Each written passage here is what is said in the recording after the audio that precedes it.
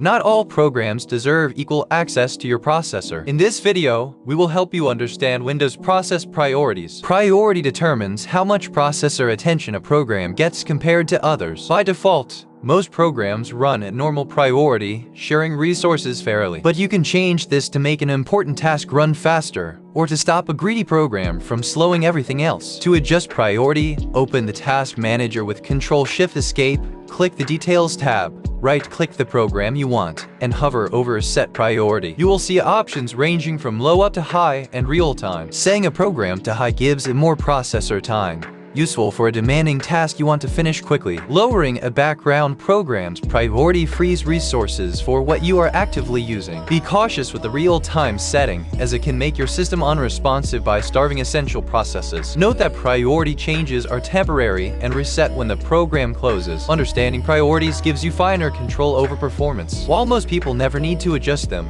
knowing how helps when a specific task needs extra speed.